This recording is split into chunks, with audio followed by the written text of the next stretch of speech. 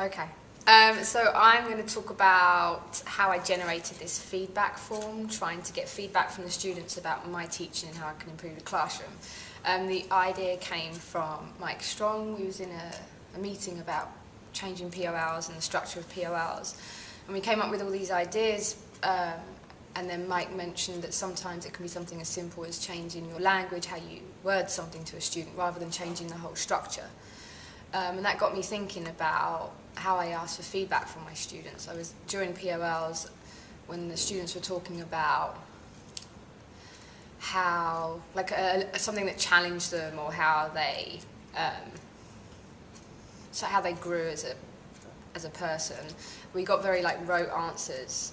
Well, I handed in all of my homework. I need to work better with my group, that sort of thing. And so yeah, so I'll just read out the way. So this document that I put together, I simplified it. I usually ask my kids about 12 questions that I get really stock answers for, or I get a big I don't know. So I reduced it to 3 main questions.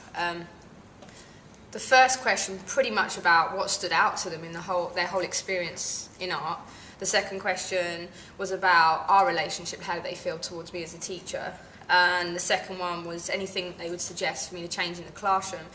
The one that I really worded, this big fat question here, number 1, this was the one that I got the best responses from, really genuine, thoughtful responses. So the question goes, out of all the art knowledge, skills and understanding you have gained and developed over the past 2 semesters, what do you value the most? Question mark. And then, what learning slash project stands out to you? What are you the most proud of? How have you grown as a person? Tell me that, this is the main thing that Mike said, tell me the story of your journey through art class. The highs and the lows, successes and challenges, moments where you really engaged and became interested in class, moments of inspiration.